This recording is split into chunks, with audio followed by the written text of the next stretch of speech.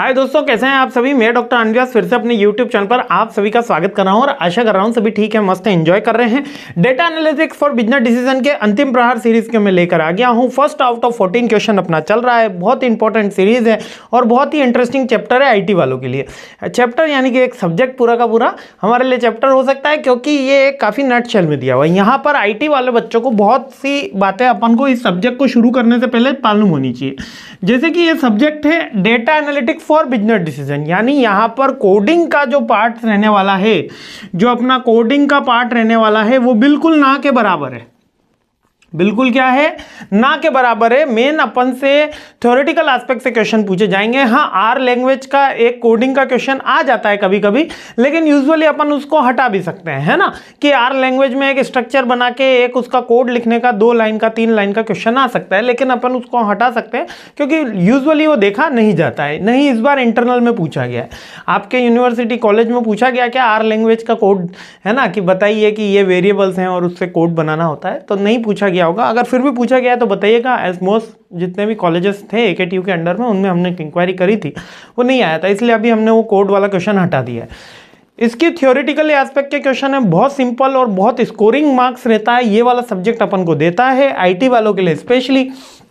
पहला क्वेश्चन बहुत सिंपल है, अगर आपको बेसिक नॉलेज है आईटी का तो इस सब्जेक्ट के अंदर काफी अच्छा स्कोर कर सकते हो।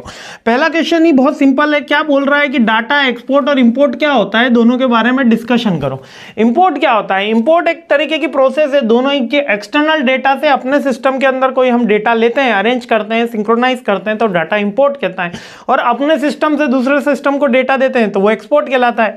It's involves the identify source of the data, establishing A connection करना है तो ब्लूटूथ होगा या वाईफाई होगा, लैन वायर होगा, है ना, या necessary information, potentially transforming data, finally loading into the target destination.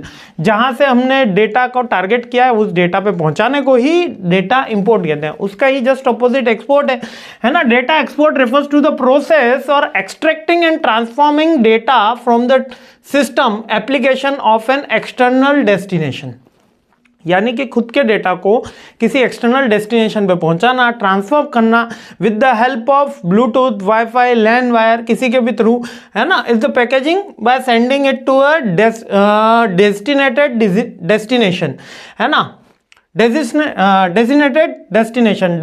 Data export is crucial for sharing information system, creating backups, generating reports, facilitating collaboration। यानी कि पार्ट बी के अंदर बार बार ये पूछा गया क्वेश्चन रहा है ना। अगर पार्ट सी के अंदर आता है, क्योंकि हमारे अंतिम प्रहार में तो पार्ट सी में ही आता है, तो इसके साथ आपको कॉम्बिनेशन देखने को मिलेगा, यानी डेटा एक्सपोर्ट इंपोर्ट के साथ में आपसे पूछ लेगा, डेटा का मीनिंग पूछ लेगा, डेटा के टाइप्स पूछ लेगा, है ना। ये एक कॉम्बिनेशन और बन जाएगा।